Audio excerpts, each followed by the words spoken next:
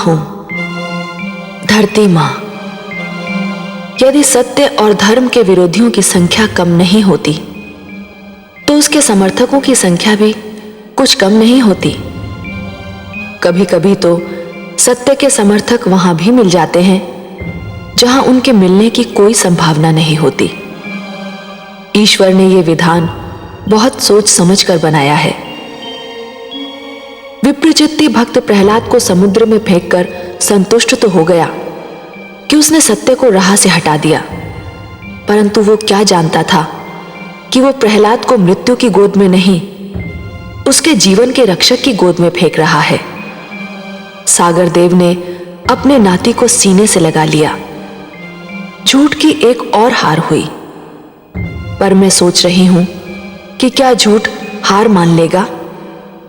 क्या इतने अभिमानी और हठी तत्व ये मान लेंगे कि वे सत्य को कदापि नहीं हरा सकते?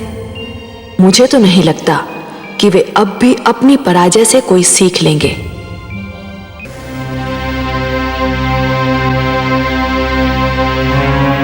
नमर्क! आज्ञा पिताश्री। प्रहलाद का अंत परम आवश्यक है पुत्रों। परंतु पिताश्री। परंतु क्या? परंतु पिताश्री, राजकुमार प्रहलाद को मारने के सारे उपाय असफल हो चुके हैं। वो इसलिए कि अब तक के सारे उपाय अज्ञानी और बुद्धिहीन असुरों ने किए थे। मेरा उपाय कदापि असफल नहीं होगा।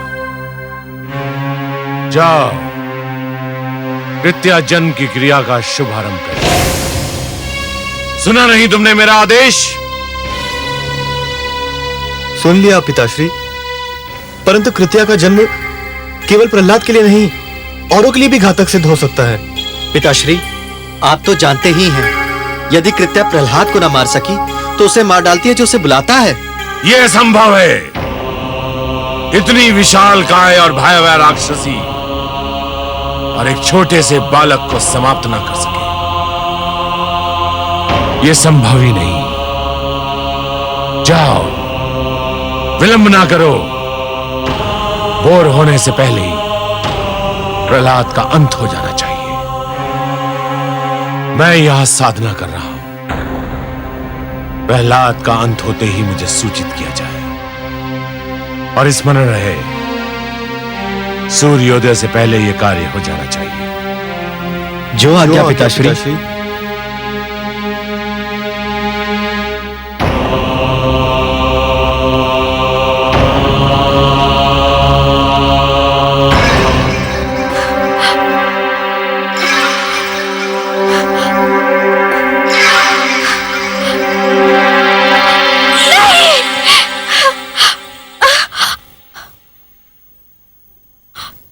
क्या हुआ महारानी?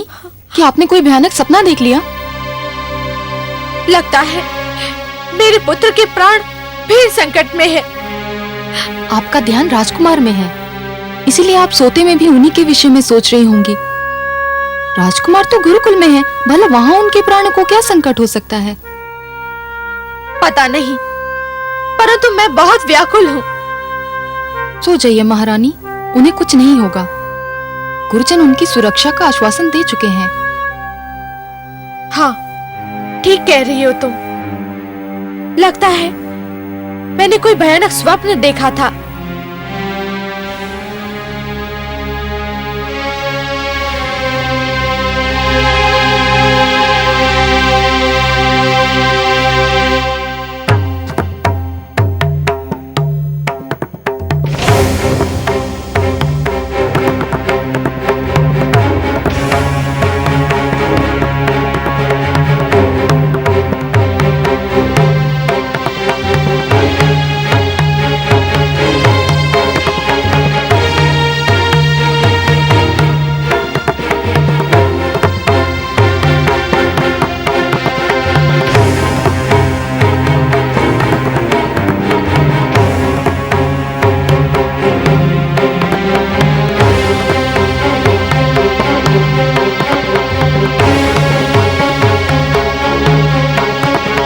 शिष्यों, तेल लेके आओ।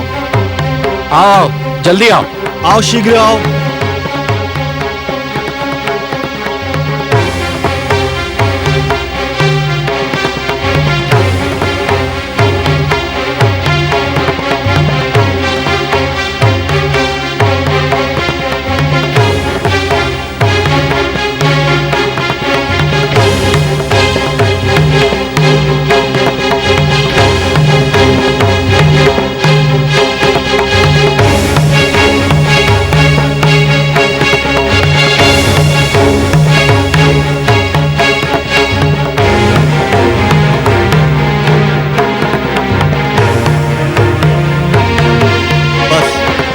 और अधिक तेल की आवश्यकता नहीं है। हाँ शिष्यों, तुम दूर उधर जाकर खड़े रहो।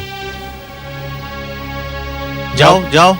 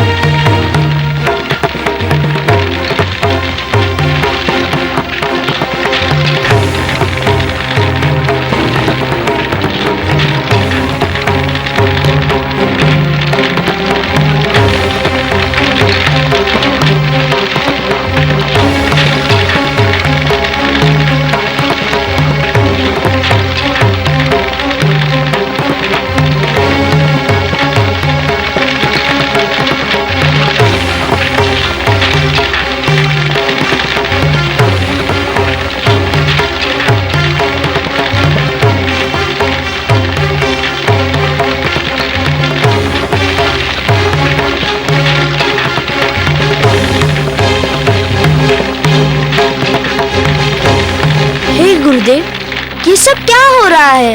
एक अतिथि की प्रतीक्षा है, हम उसी के लिए भोजन बना रहे हैं। एक अतिथि के लिए इतना सारा भोजन? हाँ, बहुत विशाल काय है वह अतिथि, बहुत बड़ा पेट है उसका भोजन इसी तेल में तला जाएगा। जाओ शिष्य, तुम अपना स्थान ग्रहण करो।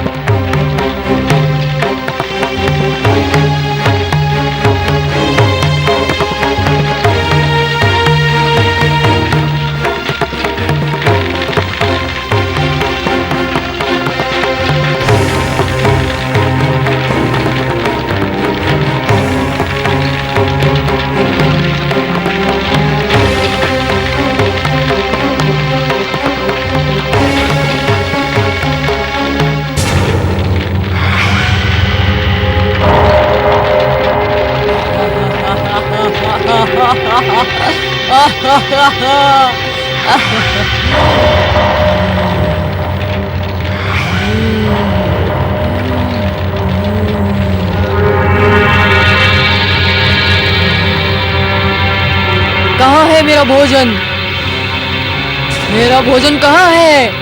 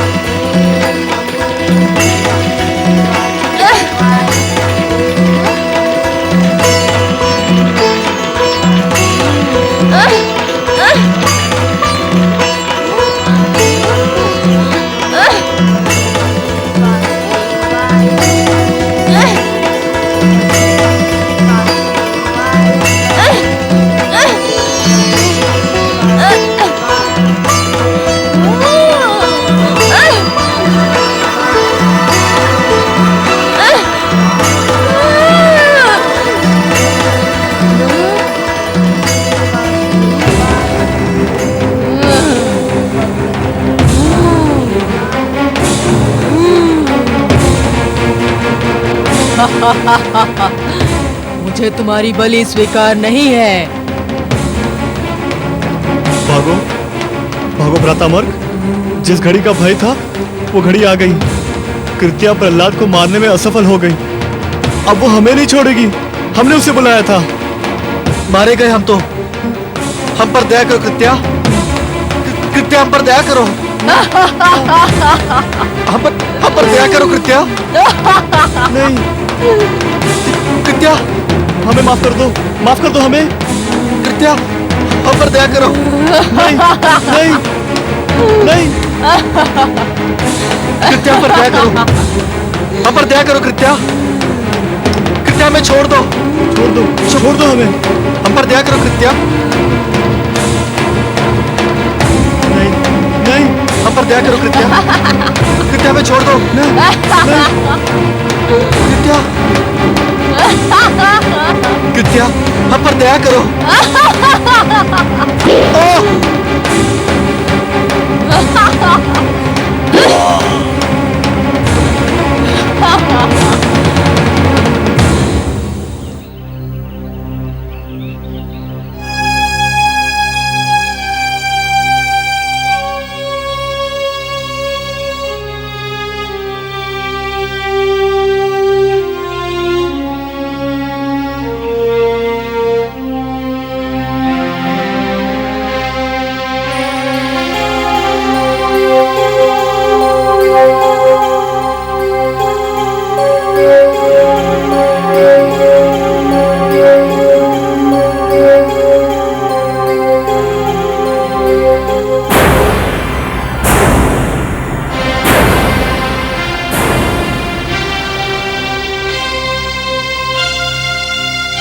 गुरुशन, गुरुमार्ग।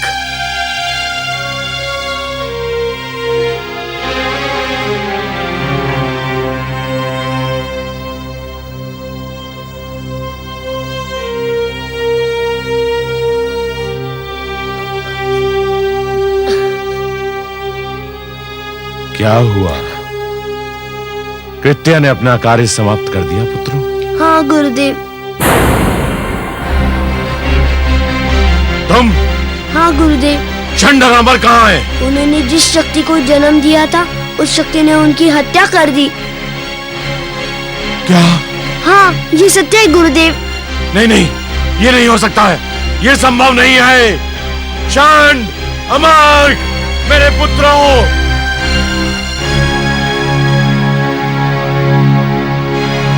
चंड, अमर!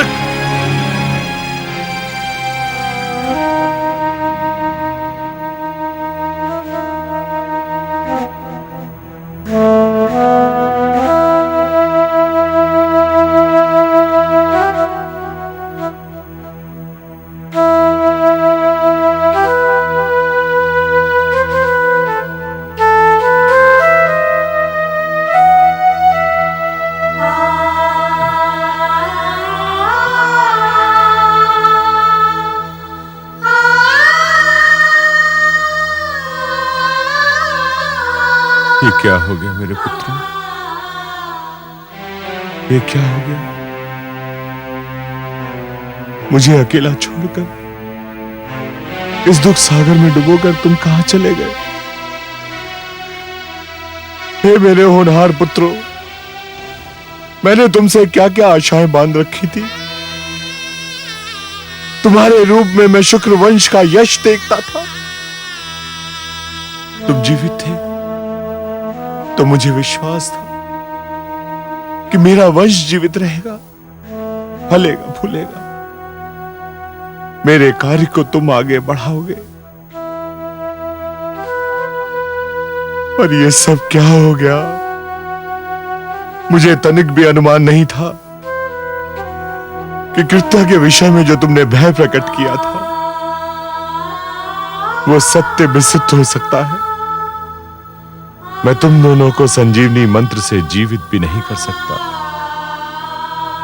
संजीवनी मंत्र तो केवल युद्ध में मारे गए, दुर्घटना में आहत और महारोग से ग्रसित को ही जीवित कर सकता है।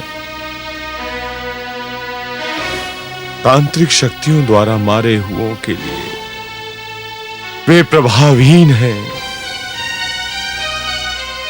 मैं विष्णु भक्तों का वंश मिटाना चाहता था, परंतु इस दुष्ट बालक ने मुझे कहीं का ना रखा।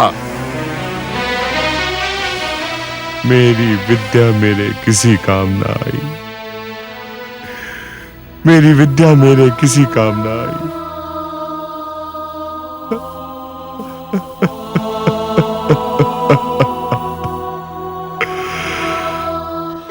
मैं कहती थी ना, जो दूसरों का बुरा चाहते हैं स्वयं उनका बुरा हो जाता है। मेरे पुत्र को मारने चले थे दैत्य गुरु, एक क्षण को भी ये ध्यान नहीं आया कि वो भी किसी माँ का पुत्र है। अब अपने पुत्र मारे गए तो कैसा विलाप कर रहे हैं दैत्य गुरु।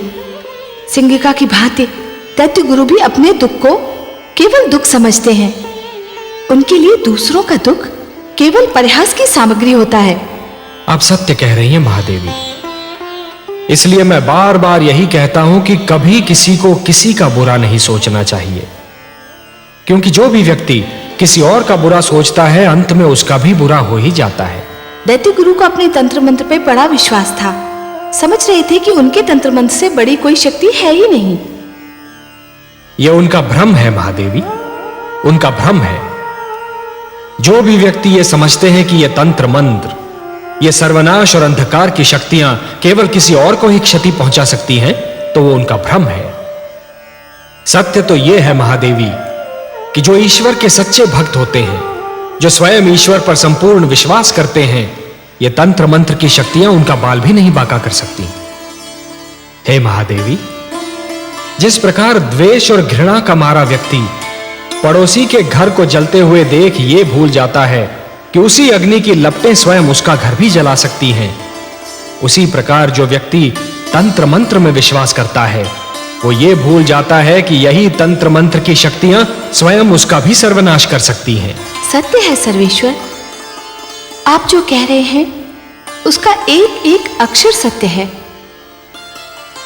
देखिए तो महादेवी, कोई भला सोच भी सकता है कि इतने महान दैत्य गुरु शुक्राचार्य अपने पुत्रों की मृत्यु पर इस प्रकार विलाप करते हुए दिखाई देंगे? गुरुदेव, क्या आप वास्तव में मेरे गुरुजन शन और अमर की मृत्यु का उत्तरदायी मुझे समझते हैं? तुम्हें नहीं समझूं तो किसे समझूं? परंतु गुरुदेव, क्या ये उचित है? उचित हो या अनुचित, पर सत्य यही है कि तुम्हारे ही कारण मेरे पुत्रों के प्राण गए। तुम्हारे ही कारण मेरी प्रतिष्ठा पर प्रश्न चिन्ह लग गया। तुम्हारे ही कारण समस्त असुर लोक का अस्तित्व संकट में पड़ गया। मेरे पुत्रों को जीवित रहना था, वे मर गए। तुम्हें मर जाना था, तुम बच गए। गुरुदेव, यदि आप ये जानते हैं कि मैं बच गया, तो आप ये भी भली भांति जानते हैं कि मैं कैसे बच गया, किसने बचा लिया मुझे। तो आप ही कहिए, जिसने मुझे बचाया वे ईश्वर है या वे जो मुझे बार बार मारने का प्रयत्न कर रहे हैं, वो असफल होते जा रहे हैं। वो मेरे पिताश्री हिरण्यकश्यपु हैं। चुप रहो। नहीं चुप रहूंगा गुरुदेव। आज आपको बताना ही होगा कि आप अपने मन से मेरे पिताश्री को ईश्वर मानते हैं। इससे क्या अंतर पड़ता है? अंतर पड़ता है गुरुदेव। किसी को मन से ईश्वर मानना एक बात है और किसी को भय या स्वार्थ के कारण ईश्वर मानना दूसरी बात। मैं जानता हूँ कि मेरे गुरुजन शन और अमर मेरे पिताश्री को भय के कारण ईश्वर मानते थे और आप उन्हें स्वार्थ के कारण ईश्वर कहते हैं। मैं गुरु हूँ और गुरु का धर्म है शिक्षा देना। गुरु अपने शिक्षकों को वही पाठ पढ़ाता है जो उसे पढ़ाने के लिए कहा जाता है। क्या गुरु का धर्म ये देखना नहीं कि उसे जो पाठ पढ़ाने के लिए कहा जा रहा है वह उचित भी है नहीं? इस समय तू बड़े बोल इसलिए बोल रहा है कि तेरी विजय हुई है और मेरी पराजय। तू प्रसन्न है और मैं दुखी। तुझे प्रसन्नता है कि मेरे दोनों पुत्रों और तेरे गुरुजन मृत्यु को प्राप्त हुए। जो शिष्य अपने गुरु की मृत्यु का हर्ष मनाए उसके जीवन को धिक्कार है। केवल मैं जानता हूँ गुरुदेव कि मैं अपने गुरुजन शंडर आमक से कितना प्रेम करता था। केवल मैं जानता हूँ कि उनके मृतक शरीर को देखकर मेरे मन पर क्या बीत रही है। जिस समय वो दुष्ट राक्षसी मेरे गुरुजन का वध कर रही थी, मेरा वश चलता तो मैं उसके खड़ग के आगे अपना सिर कर देता। बंद करो ये अभिनय। ये अभिनय नहीं गुरुदेव, ये मेरे दुखी मन की पुकार है।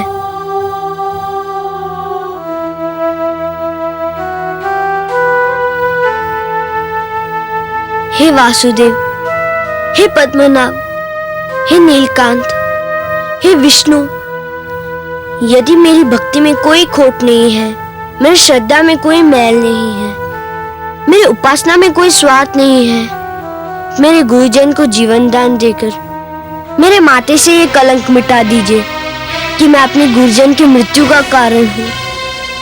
उनके जीवन का अंत इसलिए हुआ कि आपको मेरा जीवन बचाना था। ये आपसे मेरी अंतिम प्रार्थना है। इसके उपरांत मैं आपसे कुछ नहीं मांगूंगा। हे सर्वेश्वर, मेरी लाज रखिए, मेरे गुरुजनों को जीवन दान दीजिए, मेरे गुरुजनों को जीवन दान दीजिए। सुना आपने कमल नयन? देखा मेरे पुत्र का भोलापन? लीजिए, अब उसकी अंतिम इच्छा भी पूरी कीजिए।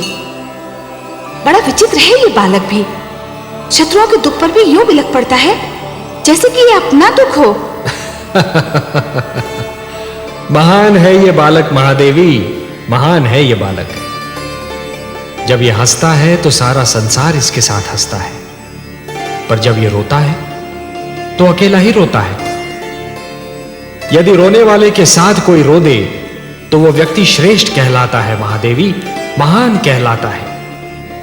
दूसरों के दुख को अपना दुख तो केवल वही व्यक्ति समझ सकता है जिसका हृदय दर्पण की भांति स्वच्छ हो। पर ये कहने की आवश्यकता थी कि ये उसकी अंतिम इच्छा है और इसके उपरांत वो आपसे कभी कुछ नहीं मांगेगा? महादेवी, ये कहकर उसने स्वार्थी दैत्य गुरु शुक्राचार्य के सामने ये सिद्ध कर दिया है कि वो स्वयं कितना निस्वार्थी है। कभी अपने लिए कुछ नहीं मांगता, यदि हाथ पसारता भी है तो दूसरों के लिए। संभवतः आपका पुत्र भी ये समझता है कि मेरे भक्त मेरे वश में है, किंतु सत्य तो यह है महादेवी कि स्वयं मैं अपने भक्तों के वश में हूं। अपने प्रेम से, अपने विश्वास से, अपनी भक्ति से और अपनी श्रद्धा से मेरे सारे भक्त बार बार मुझे उनकी सहायता करने के लिए विवश करते रहे हैं और करते रहेंगे। और मुझे अपनी इस विवशता पर कितनी प्रसन्नता होती है, इसका मैं क्या वर्णन करूं महादेवी, इसका मैं क्या वर्णन करूं। मैं आपके इस पुत्र की प्रार्थना और मेरे इस भक्त की प्रार्थना को कैसे टाल सकता हूं महादेवी?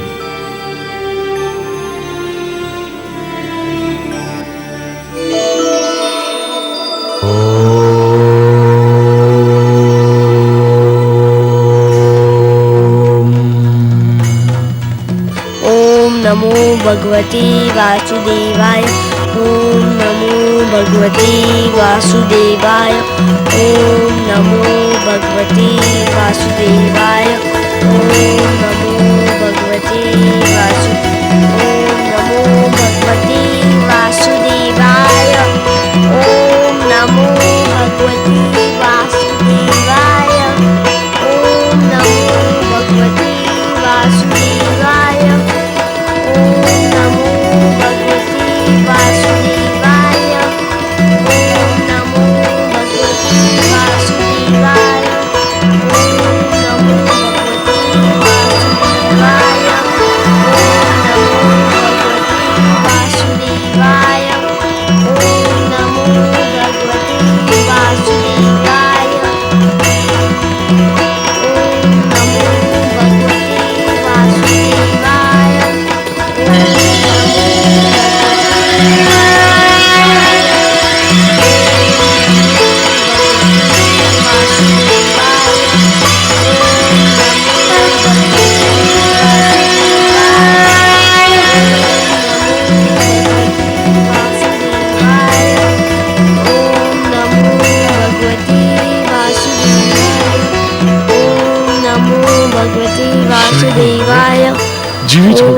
नमो भगवते वासुदेवाय।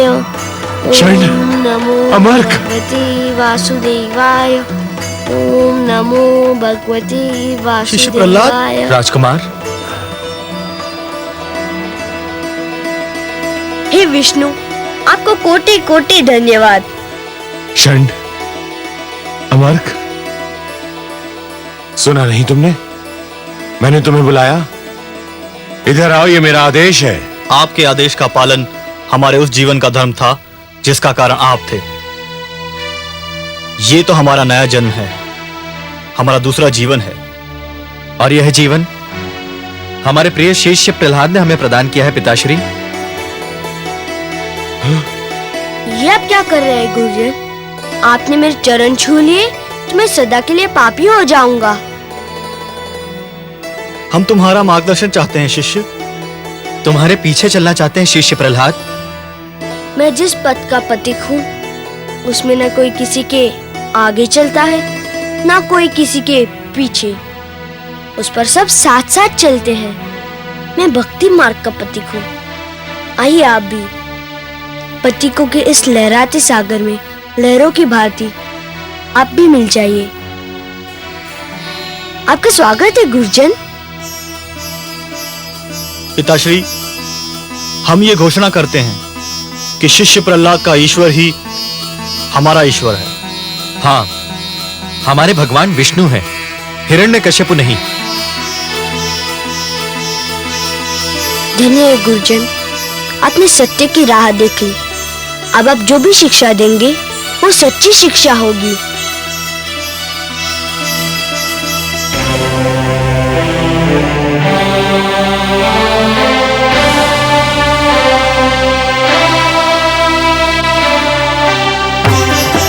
सावधान!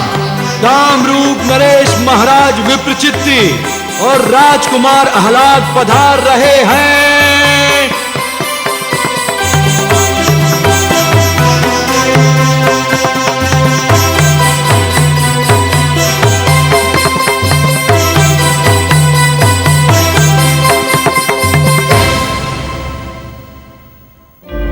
सर्वशक्तिमान भगवान असुरलोक सम्राट हिरण्यकशिपु असुर लोक साम्राज्य महारानी कयाधु के साथ राजसभागार की शोभा बढ़ा रहे हैं।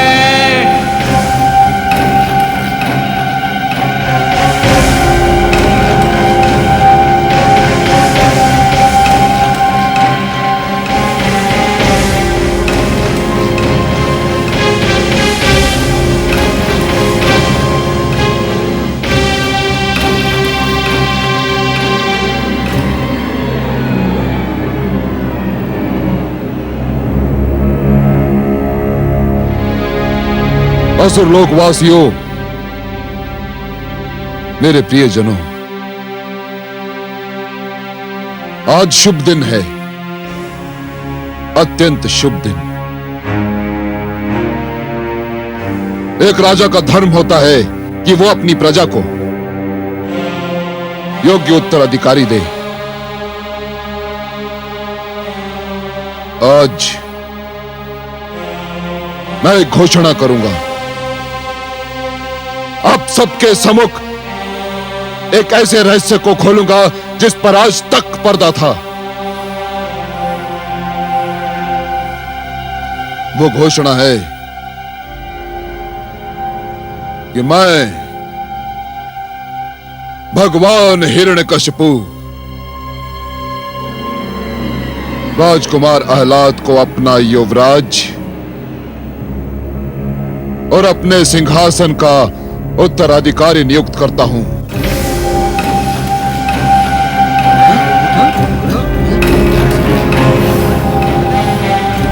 किंतु वे तो कामरूप नरेश के युवराज हैं। हाँ, इनकी माता होलिका थी और इनके पिता महाराज विप्रचित्ति हैं। नहीं, नहीं, यही वो रहस्य है जिससे मैं पर्दा हटाना चाहता था। सत्य तो यह है कि राजकुमार आह्लाद मेरा ज्येष्ठ पुत्र है। इसे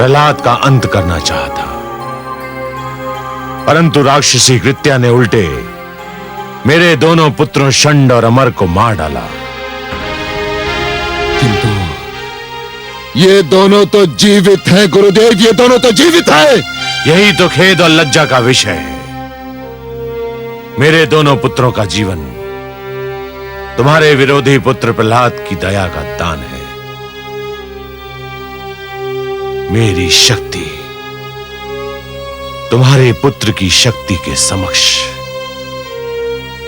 हार गई। मैंने आज तक कभी हार नहीं मानी, किंतु आज मैं अपनी हार स्वीकार करता हूं।